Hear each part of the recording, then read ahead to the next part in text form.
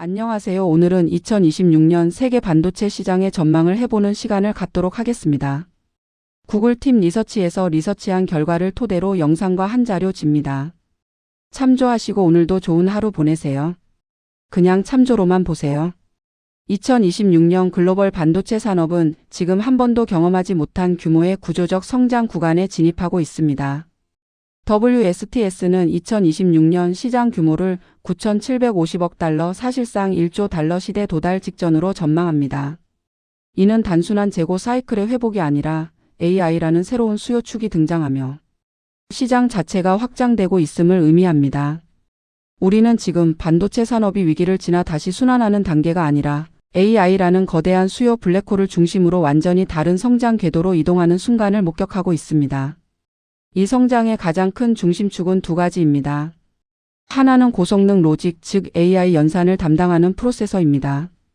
또 하나는 그 연산을 지탱하는 고대역폭 메모리 HBM입니다.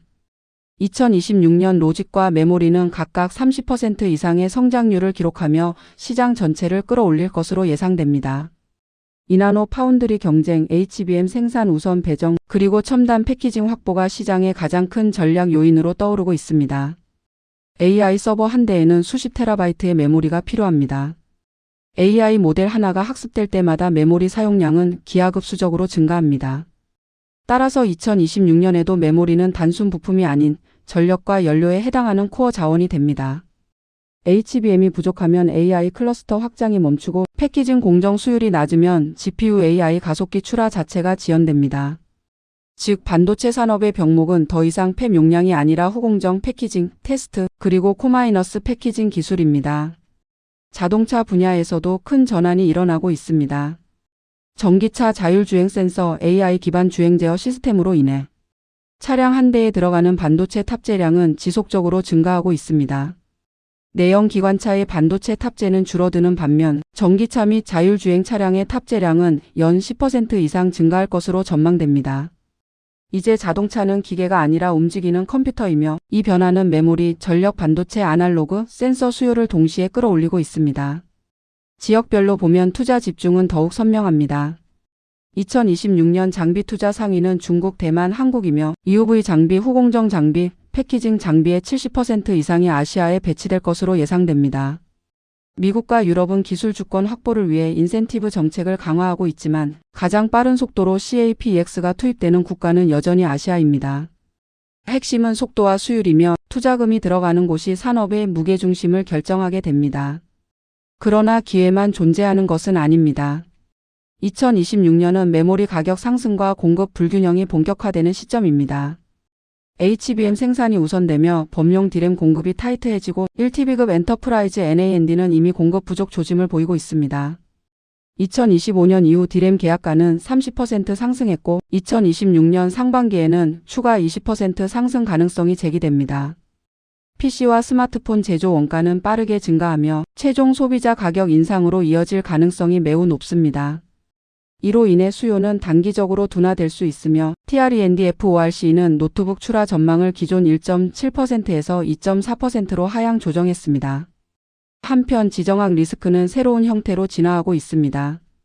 이제 관세는 생산 국가가 아닌 설계 국가, 즉 COD 기반으로 부과되는 사례가 등장했습니다.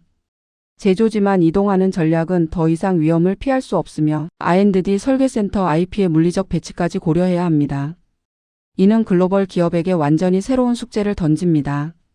설계가 미국이면 중국 생산에도 미국 관세가 부과될 수 있고 설계가 한국이면 해외 생산에도 한국 기준 경로가 적용될 수 있는 구조입니다. 즉 서플라이 CHAIN 거버넌스가 기술과 동일한 수준의 전략 대상이 된 것입니다. 기술 경쟁에서는 세 회사가 핵심입니다. TSMC는 ENM 양산에 돌입하고 1.6NM 개발까지 진행하며 CAPX는 500억 달러에 육박합니다. 삼성은 GAA 기반 ENM 양산으로 점유율 확대를 노립니다. 인텔은 18A 공정으로 도전하지만 수율 안정은 2027년까지 지연될 수 있다는 전망이 존재합니다. 따라서 2026년 파운드리 경쟁은 누가 먼저가 아니라 누가 안정적으로가 핵심입니다. 초기 수율 60%냐 90%냐는 생산 비용을 2배 이상 갈라놓습니다. ENM는 속도보다 일드가 승부입니다. 이제 이 리포트의 핵심을 5가지 전략 재원으로 정리합니다. 첫째, AI 밸류 CHAIN 중심으로 투자 포커스를 좁혀야 합니다. HBM, ENM 패키징, HPC 로직이 미래 밸류 풀입니다. 둘째, 메모리 조달은 선매 입장 기계약 다 중소싱이 필요합니다. 2026년 메모리 가격은 더 오를 가능성이 크며 조달 리스크는 기업 경쟁력에 직접 변수로 작용합니다. 셋째, 파운드리는 단일 체인이 아닌 듀얼 구조를 구축해야 합니다.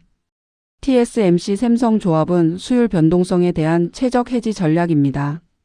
넷째, 후공정 패키징 테스트 장비 투자는 선택이 아니라 필수입니다. HBM의 병목은 팹이 아니라 코마이너스 패키징 단계에서 발생합니다. 여기에 선제 투자한 기업이 시장 지배권을 가집니다. 다섯째, COD 기반 관세와 지정학 변화에 대응하기 위해 IP와 설계 인력의 분산, 공급망 다변화 얼라이언스 구축이 필수입니다. 공급망 회복 탄력성은 2026년 최고의 전략 자산입니다. 결론적으로 2026년 반도체 산업을 요약하면 이렇게 말할 수 있습니다. AI가 시장을 열고 HBM이 연료를 공급하며 이나노가 속도를 주도하고 코마이너스 패키징이 병목을 결정하고 공급망 전략이 승자를 가른다. 2026년 반도체의 핵심은 단 2단어로 정리할 수 있습니다. 바로 AI 그리고 패키징입니다. 감사합니다.